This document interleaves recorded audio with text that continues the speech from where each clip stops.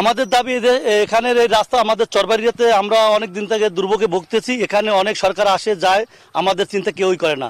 এখানে স্কুল আছে, মাদ্রাসা আছে, অনেক ভালো ভালো প্রতিষ্ঠান আছে, এখানে সামাজিক লোক আছে, তারপর আমাদের এই উন্নয়নের কথা কেউ ভাবে না।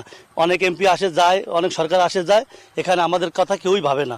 শুধু আমাদের এই রাস্তার দুর্ভোগ আমাদের পোহাতে হয়। যেমনটা বলছে যে এই সড়কের যে দুর্ভোগ, সেই দুর্ভোগ তাদের কমছে না। অন্যদিকে আমরা এই রাস্তাটি কিন্তু ভেঙে গেছিল, ভেঙে যাওয়ার পরে যে হেরিং বন্ড হয়েছে, তারপর আর এটি আর পাকা হয়নি। অন্য একটি রাস্তা আমরা দেখেছিলাম এর আগের সংবাদে, যেমনটা দেখেছিলাম দীর্ঘ 15 বছর ধরে, 15 থেকে 17 বছর ধরে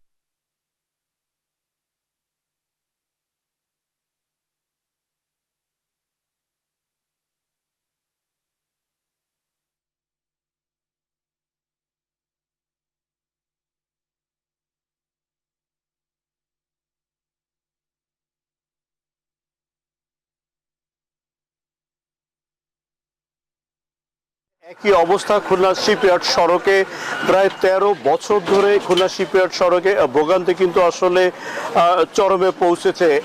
দীর্ঘ 13 বছরে কিন্তু এই রাস্তাটি আসলে সংস্কার কাজ হয় নাই।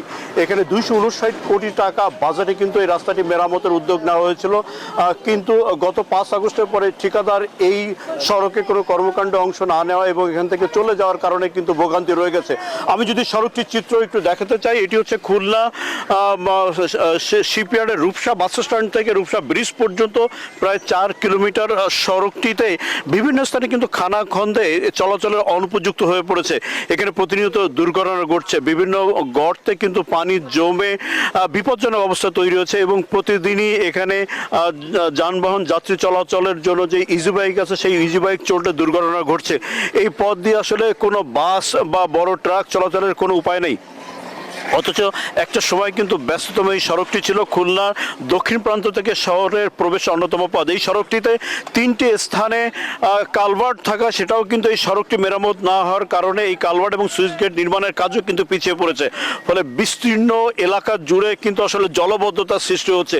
যে ভোগান্তি এখানে রয়েছে, এলাকাবাসী কিন্তু বারবার দাবি জানাচ্ছেন যে এই দীর্ঘ ভোগান্তি শেষে এই সড়কটি আসলে সংস্কার করার জন্য, কিন্তু কোনো সরকারই বিগত দিনে এই ডাকে সাড়া না দিয়ে কিন্তু এই রাস্তাটি সংস্কার করে নেয়। ফলে দীর্ঘ ভোগান্তি কিন্তু রয়ে গেছে এবং তারা খুলনা উন্নয়ন কর্তৃপক্ষ কেডিএ কিন্তু 13 বছর আগে এই সড়কটি সংস্কারের উদ্যোগ নিয়েছিল। ধাপে ধাপে 259 কোটি টাকা কিন্তু এই সড়কটির পিছনে ব্যয় হচ্ছে। সর্বশেষ যে একনেকের বৈঠক ছিল, সেই একনেকের বৈঠকে কিন্তু এই রাস্তাটি সংস্কার নিয়ে স্বয়ং প্রধানমন্ত্রী উদ্বেগ প্রকাশ করেছিলেন। একই সাথে কিন্তু তদন্ত কমিটি গঠন করা হয়েছে। তারপরেও কিন্তু এই রাস্তাটির সংস্কার কাজ এখন পর্যন্ত হয়নি।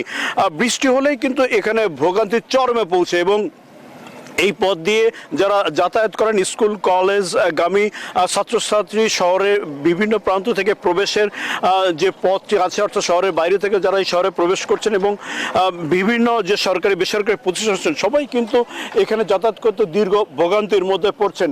এই ভোগান্তির আসলে কবে অবসান হবে তা কিন্তু কেউ জানে না। এই অনিশ্চয়তার মধ্যে এখানকার দিন কাটছে। এটি ছিল খুলনা শিপইয়ার্ড সড়ক থেকে ভোগান্তির সর্বশেষ। আমরা ফিরছি স্টুডিওতে আসিফ সামাদের কাছে। আসিফ সামাদ।